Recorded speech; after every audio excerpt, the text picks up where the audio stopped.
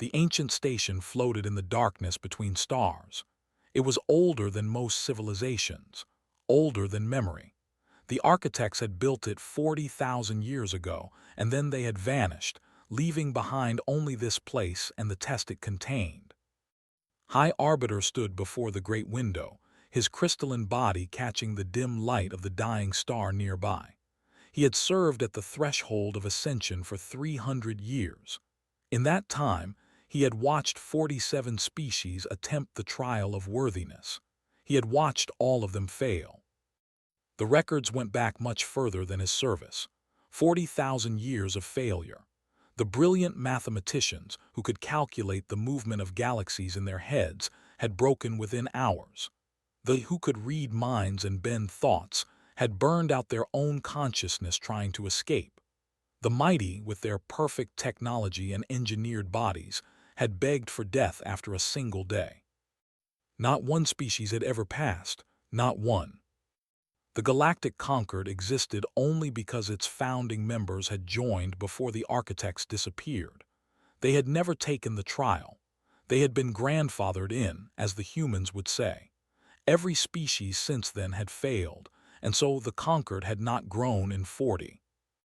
Now a new species had come, looked at the data on his display, and felt something he had not experienced in a very long time: confusion. The humans had sent 12 volunteers. This was normal.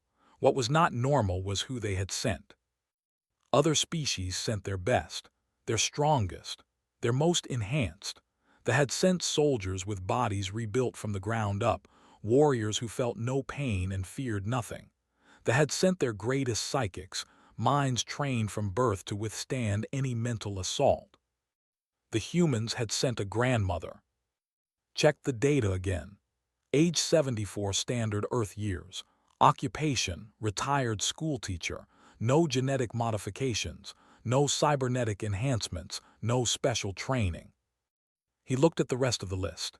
Age 28 high school teacher. Foster, age 35 comedian. Age 42 former soldier but now a therapist. Sarah, age 51 the delegation leader, a career diplomat with no combat experience. These were not warriors. These were not elites. These were ordinary people from an ordinary world. No, corrected himself. Not an ordinary world. Earth was what the galaxy called a death world. A planet of extreme gravity, violent weather, deadly predators, and constant change. A world that seemed designed to kill everything that lived on it. And yet life had thrived there. Humans had evolved there. They had survived ice ages and plagues and predators and each other. They had clawed their way to civilization on a planet that gave them nothing for free. Perhaps that was why they had sent ordinary people. Perhaps, on a death world, everyone was a survivor. The door behind opened, and the human delegation entered. He turned to face them, his crystal facets shifting to display a welcoming color. Commander Sarah walked at the front. She was a small woman with gray in her dark hair and lines around her eyes. She moved with quiet confidence, not the arrogance of the or the nervous energy of the just calm. Behind her came the others. The old grandmother walked slowly but steadily. The young teacher looked around with curious eyes. The comedian was smiling at something only he found funny. They did not look like candidates for the most difficult test in the galaxy.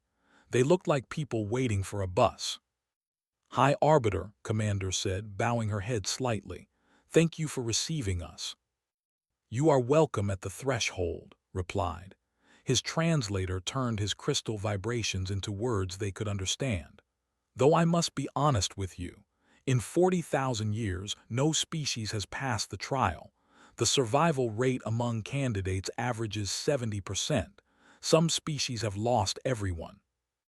He expected fear, horror. Perhaps they would reconsider. The humans exchanged glances. The comedian raised his eyebrows. The grandmother smiled slightly. "What exactly is the trial?" asked Commander. Explained. The trial was adaptive. It read the candidate's mind and created scenarios designed to break them. It found their deepest fears, their greatest weaknesses, their most painful memories. It used everything against them. There were no weapons allowed, no technology, no outside help. Each candidate faced it alone. The trial continues until the candidate surrenders, finished, until they beg for release, until they lose the will to continue. There was a long silence. Then Commander asked a question that no one had ever asked before. What is the failure condition? Paused, the question seemed strange to him. Had he not just explained it? Surrendering, he repeated, giving up, losing the will to continue. So we don't have to win anything, said slowly. We don't have to solve a puzzle or defeat an enemy or reach a destination. We just have to not quit. That is correct. The humans looked at each other again. Something passed between them, some understanding that could not read. Then the grandmother laughed softly. It was not a mad laugh or a nervous one. It was the gentle chuckle of someone who had heard a familiar joke. Child, she said, and realized she was speaking to him, even though he was 3 centuries old. Where I come from, we call that a Tuesday. Did not understand. We would like to begin, Commander said. Who goes first? The young teachers stepped forward. I'll go. Looked at this unremarkable young human. No armor, no weapons, no enhancements, just a man who taught children for a living. You understand what awaits you, said. The trial will show you horrors beyond imagination. It will break you down until nothing remains. Every species in the galaxy has failed. Smiled, it was a strange smile, sad and knowing and somehow gentle. I've taught high school for 6 years, he said. I've had students die. I've watched kids destroy themselves with drugs. I've held crying teenagers who wanted to end their lives. I've done that every day and I came back every morning. He shrugged. Whatever is in that room, I've probably seen it before, just in a different shape. He walked toward the trial chamber door. It opened for him, revealing only darkness beyond. At the last moment, he turned back. See you on the other side, he said. Then he stepped into the dark, and the door closed behind him. Stood motionless. The other humans waited, calm and patient. The grandmother had taken out some kind of needlework and was stitching quietly. Prepare the memorial protocols, whispered to his aide. This one will not last the night. But something in his ancient crystal heart was uncertain. Something told him he might be wrong. He had never been wrong before. He was about to learn what Death World humans were made of. The monitoring room was silent, stood before 12 displays, each showing a different human candidate. They had all entered the trial now. They had been inside for 3 days. They were all still going. Had seen the mathematicians break in 4 hours. He had watched the psychics collapse in 6. The mighty, with their perfect engineered bodies, had lasted 12 hours at most. The humans had been inside for 72 hours, and not one had surrendered. On the first display sat in a classroom, but it was not a normal classroom. The trial had found his deepest fear and made it real.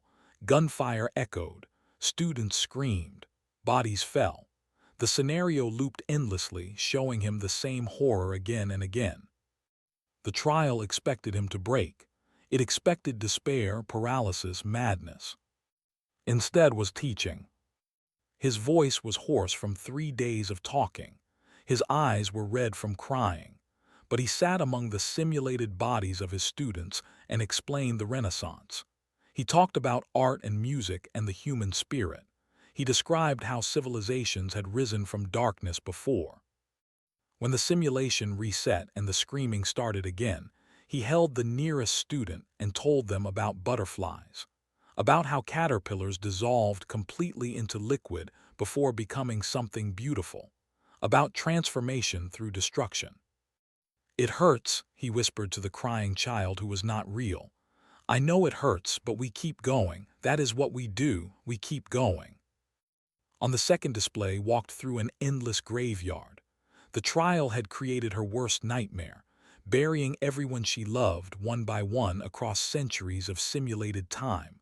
Her children, their children, on, an infinite line of loss. She had wept for the first day, great shaking sobs that seemed to tear her apart, had expected her to surrender then. Old beings were fragile, loss was too heavy to carry. But on the second day, she had started gardening.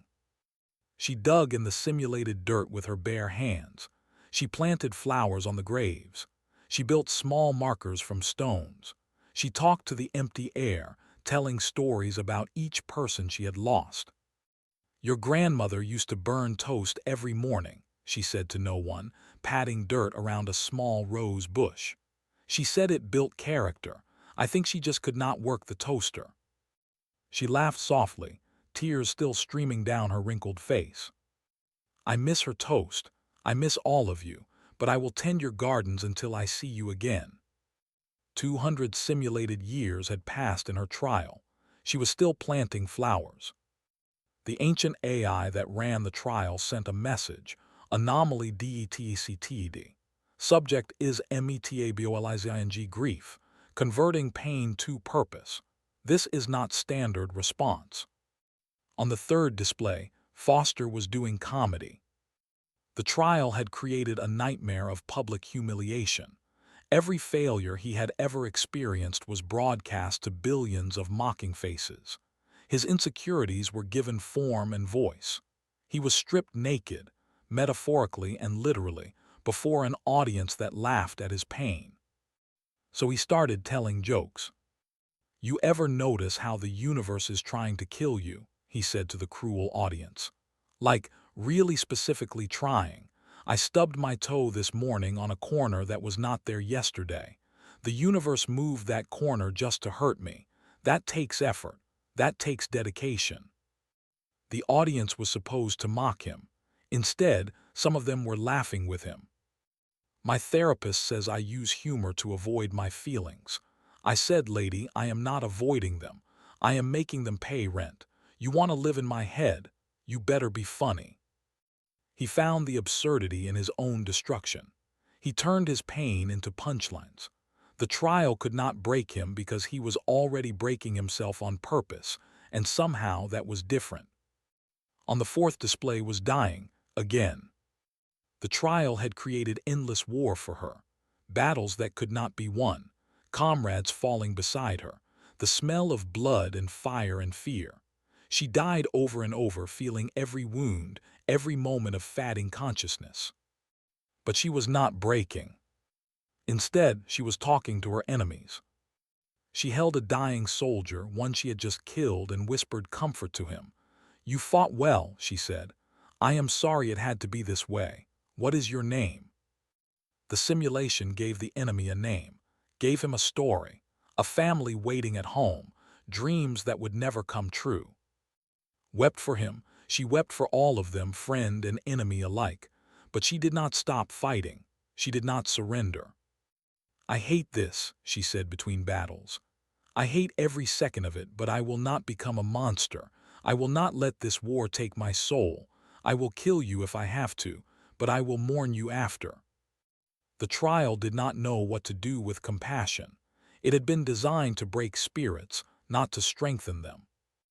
Watched all 12 displays with growing disbelief. Every human was processing their nightmare differently. Some wept, some laughed, some raged, some went quiet. But none of them quit. His aide approached nervously. "High Arbiter, the trial AI is sending an unusual message." Read it on his display, RECALIBRATING. Subjects anomalous, current difficulty insufficient, increasing to maximum threshold. His crystal body flickered with shock. Maximum threshold. "I do not understand the term, High Arbiter." Neither did. In 300 years, he had never seen these words. He searched the ancient records and found nothing. The maximum threshold had never been activated, because no one had ever lasted long enough to trigger it. "What is happening to them?" his aide whispered. Watched teach poetry to ghosts. He watched plant flowers on the graves of everyone she loved. He watched Foster laugh at his own annihilation. He watched mourn her enemies while refusing to become one. "I do not know," he admitted, "but I think we are about to find out what Death World humans are truly made of." The displays flickered. The trial was changing. The real test was about to begin. And somewhere in the ancient code, something that had slept for 40,000 years began to wake. It had been waiting for exactly this moment. Waiting for a species that would not break. Waiting for the ones who would chuckle at the darkness and keep walking. Maximum threshold. The words hung in his mind as the displays went dark one by one. The trial was changing. Whatever came next had never been seen before, not in 40,000 years of galactic history. Inside her chamber, Commander Sarah felt the shift. The simulation around her dissolved. The previous nightmare, bad as it was, had been personal. Her failures, her regrets, the people she could not save. She had endured it by focusing on what she could do, not what she could not. But this was different. The darkness around her became cold and empty. She floated in a void so vast that her mind struggled to comprehend it. Stars appeared, but they were dying. One by one, they flickered and went out. A voice spoke from everywhere and nowhere. It was not cruel, it was not kind, it was simply true. "This is reality," the voice said. "The universe is dying, entropy cannot be stopped. In 800 million cycles, all organized matter will cease to exist. Every star will go dark. Every planet will freeze. Every memory will be erased. Everything you have ever loved, everything your species has ever built, everything that has ever existed will be gone, as if it never was." Sarah floated in the dying dark and watched civilizations crumble across the simulated cosmos. She saw her own turn to dust. She saw Earth swallowed by an expanding sun. She saw humanity's greatest achievements fade into nothing. "There is no escape," the voice continued. "No solution. No hope. The end is inevitable. The only question is, why continue, why struggle, why suffer? When everything leads to the same destination, what is the point of the journey?" This was the maximum threshold. Not pain, not fear, not loss. Meaninglessness. The trial had discovered the ultimate weapon against consciousness. The had broken because nothing they calculated could change this truth. The had burned because they could read the universe's indifference in every mind they touched. The had surrendered because all their technology meant nothing against entropy itself. Sarah floated in the void for what felt like. She watched everything end. And then quietly she started to laugh. It was not a mad laugh. It was not bitter. It was the gentle, knowing chuckle of someone recognizing an old friend. "You think this is scary," she said to the darkness. "We have imagined this 1,000 times. We write stories about it.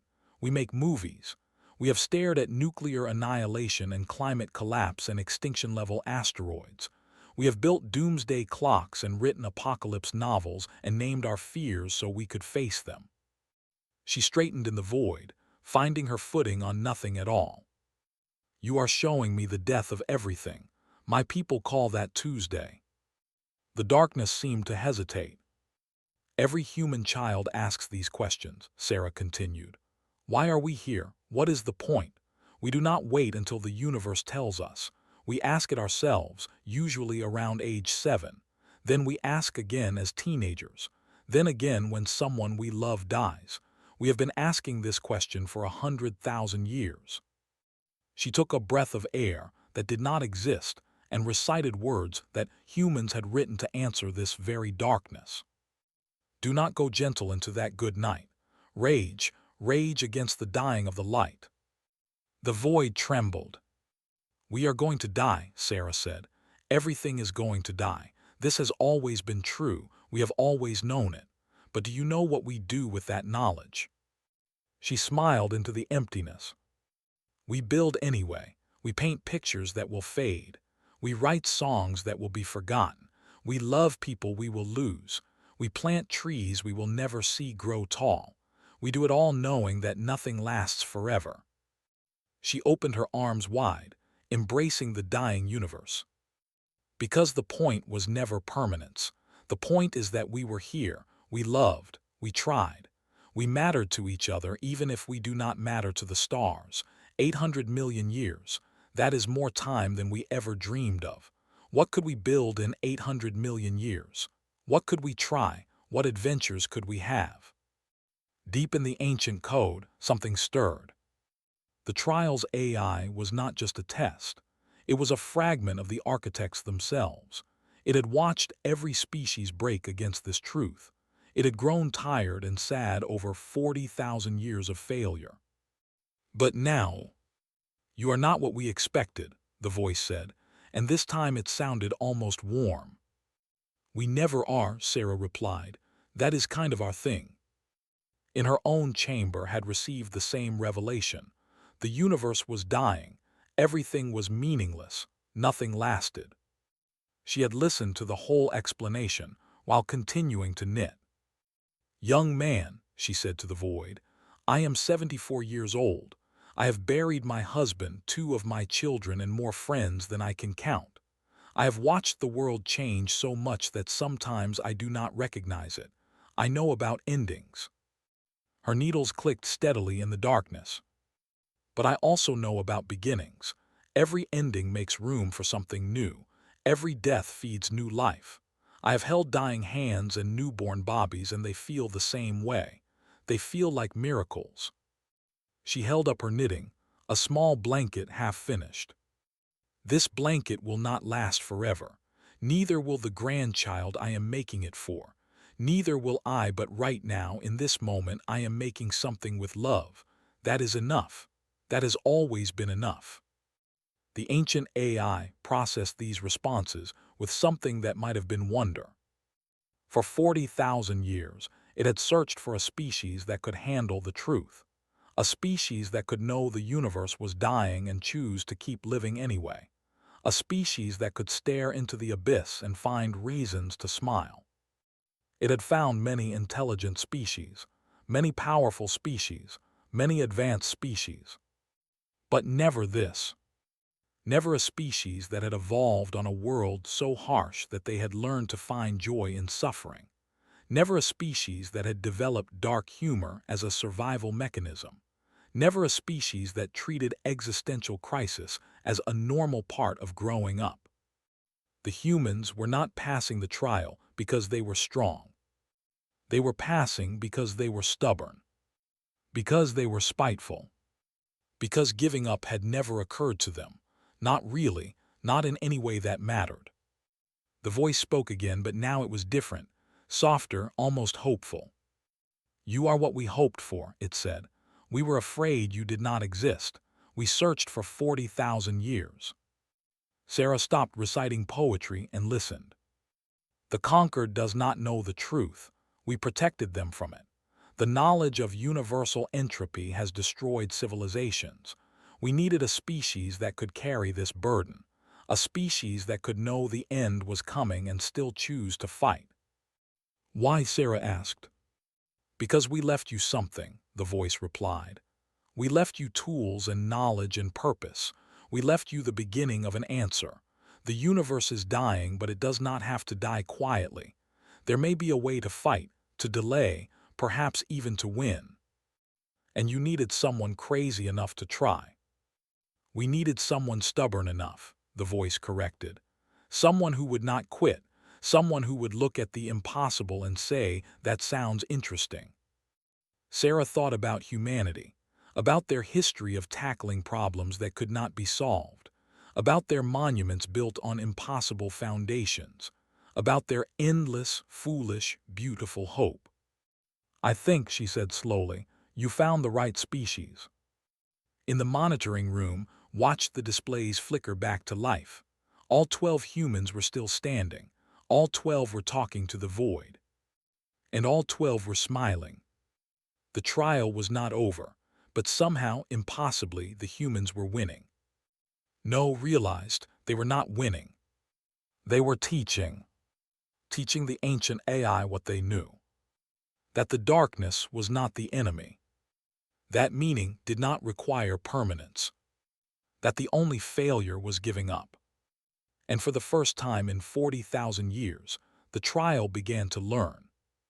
The doors opened. One by one, the humans walked out of the trial chambers. They were not unharmed. Their faces showed the marks of what they had endured. Some had red eyes from weeping. Some moved slowly, exhausted beyond words, had lost his voice from 3 days of teaching ghosts. Hands shook as she folded her knitting needles away. But they were all walking, all 12 of them. Stood in the corridor, unable to move. His crystalline body flickered with colors that had no name. In 300 years, he had never seen a single candidate emerge from the trial. Now 12 humans stood before him, tired and battered but unbroken. "How," he whispered. Commander Sarah looked at him with something like kindness. "We told you," she said. "Where we come from, this is normal." The news spread across the galaxy within hours. The impossible had happened. A species had passed the trial of worthiness. Not just one candidate, but all of them. 100% success rate. For the first time in 40,000 years, the Galactic Conquered had a new member. The reaction was not what the humans expected. Some species celebrated. They sent messages of congratulation and wonder. They wanted to know everything about these remarkable death who had done what no one else could. But others were afraid. The High Council demanded an investigation. The humans must have cheated. They must have hacked the trial somehow. No species could simply endure what others could not. It was impossible. It was unfair. The collective's own people were divided. Half of them wanted to study human psychology. The other half wanted to exile these dangerous creatures before they could threaten the galactic order. Even the peaceful were unsettled. They had touched human minds briefly during diplomatic contact, and what they found there had frightened them. Not violence, not cruelty, just endurance, an endless willingness to continue that seemed almost unnatural. Sarah sat in a conference room on the threshold station, facing a holographic assembly of the Galactic Conquered. Hundreds of species watched her, some with hope, some with fear, some with anger. "You cheated," the representative declared. "The trial cannot be beaten. It was designed by the architects themselves." "We did not cheat," Sarah replied calmly. "We just did not quit." "That is the same thing. The trial is designed to make quitting inevitable. That is the point." "Maybe for you," Sarah said. She did not mean it cruelly, but the words hung in the air like a blade. Stepped forward. "I observed the trial personally. The humans did not cheat. They simply processed their experiences differently. Where other species fell into despair, they found meaning. Where others saw hopelessness, they found purpose. It is not cheating. It is psychology." "Death world psychology," muttered someone in the assembly. "Yes," Sarah agreed. "Death world psychology. We evolved on a planet that tried to kill us every day. Ice ages, plagues, predators, volcanoes, each other. We did not have the luxury of breaking down. When the world fell apart, we had to keep moving. Those who gave up died. Those who kept going survived long enough to have children. After 100,000 years of that, giving up stopped being an option for us." The assembly was silent. Then the ancient AI spoke. Its voice echoed through every speaker in the station, reaching every representative in the galaxy. This was unprecedented.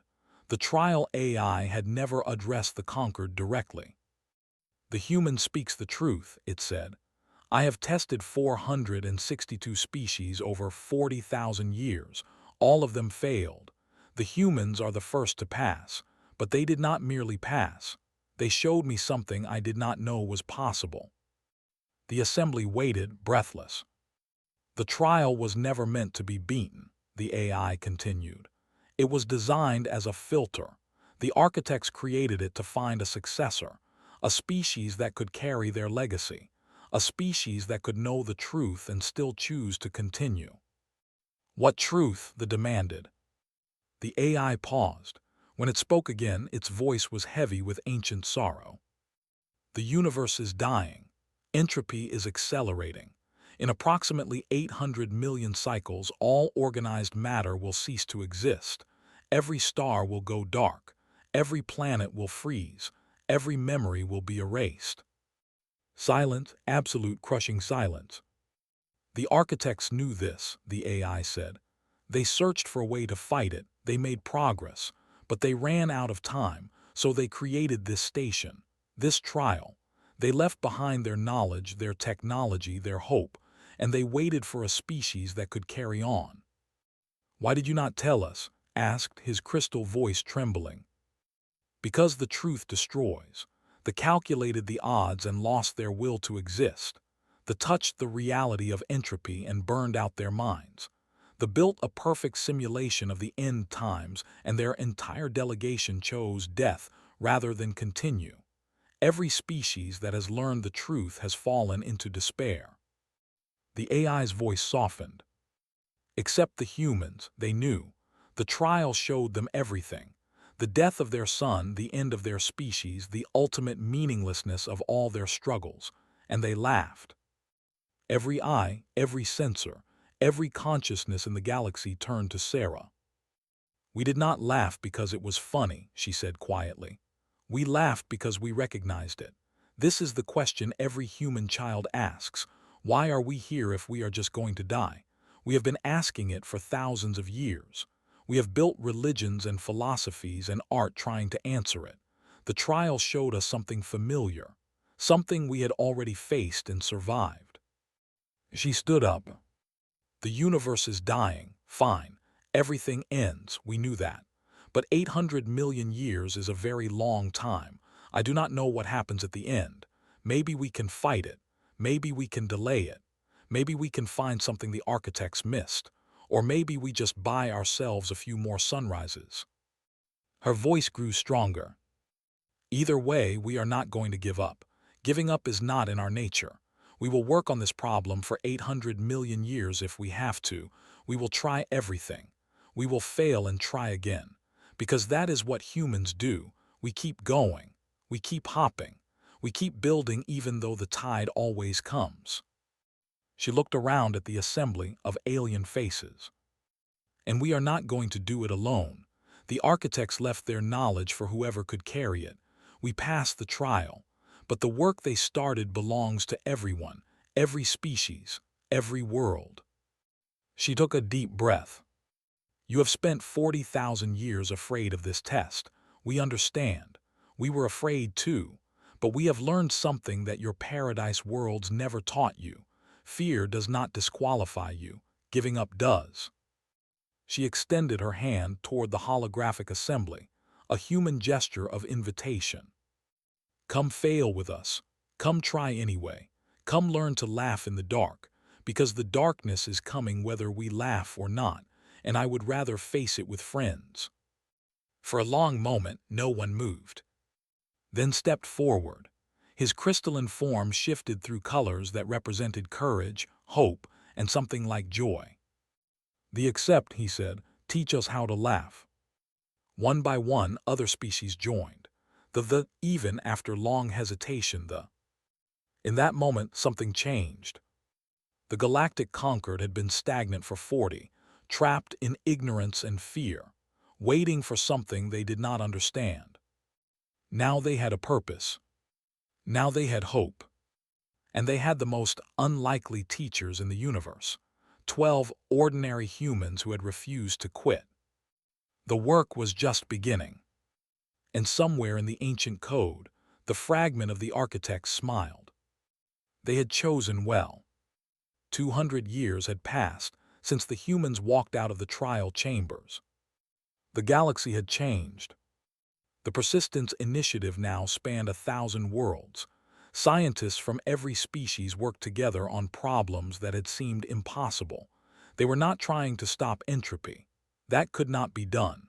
They were trying to slow it, to stretch time, to give life a few more billion years to find answers that did not exist yet. It was foolish work, hopeless work, exactly the kind of work humans loved. Had lived to see the first breakthrough, a way to feed dying stars. It would not last forever, but it would give them time. He had died at 93, surrounded by students from a dozen species, still teaching until the last moment. Had passed even earlier, but not before establishing the first cross-species resilience center. She taught aliens how to grieve, how to plant flowers on graves, how to find beauty in endings. Her methods spread across the galaxy, helping species that had never known true loss learn to survive it. Her last words were recorded and shared on every world. The universe does not care about us. That is fine. We care about each other. That is enough. Foster's comedy had become legendary. His shows were translated into 400 languages. He taught the galaxy that laughter was not disrespect. It was defiance. The universe wanted you to despair. Make a joke about it.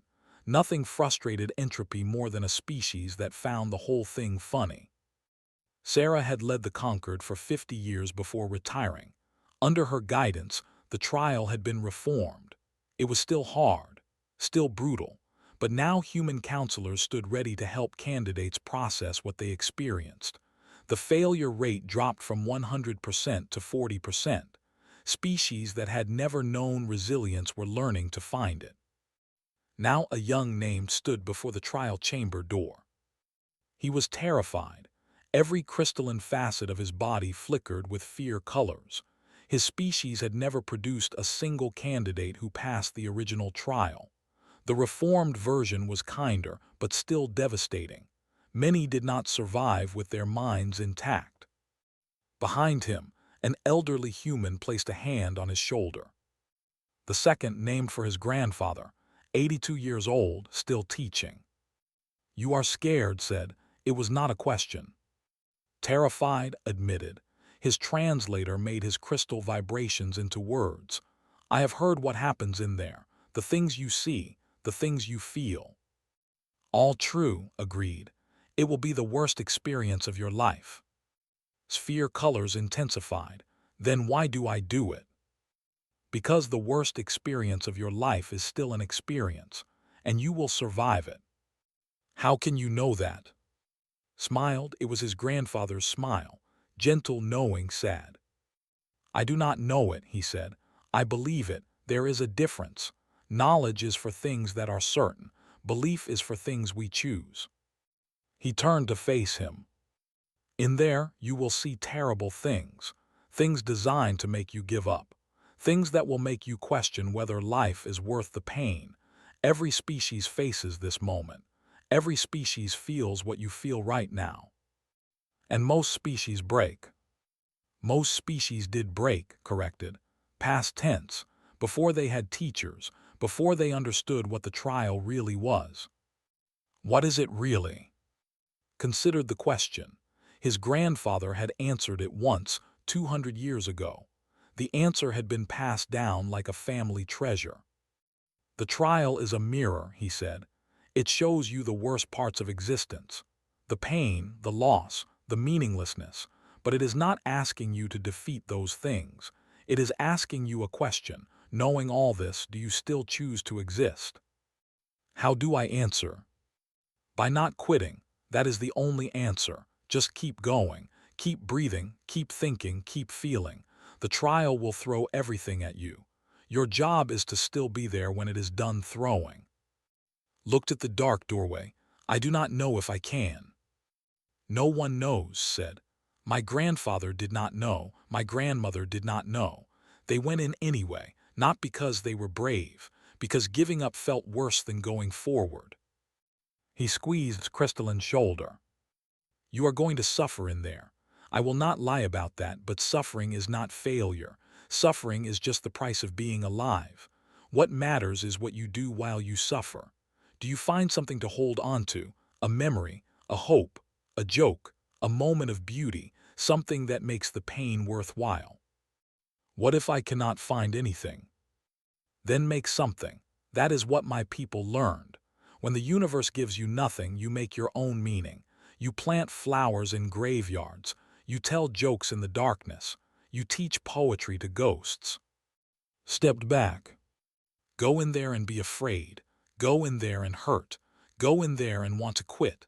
But when you want to quit, remember, on the other side of that door I will be waiting, and I believe you will walk out again. Looked at this old human, this death, this member of the species that had changed everything. Why do you believe that?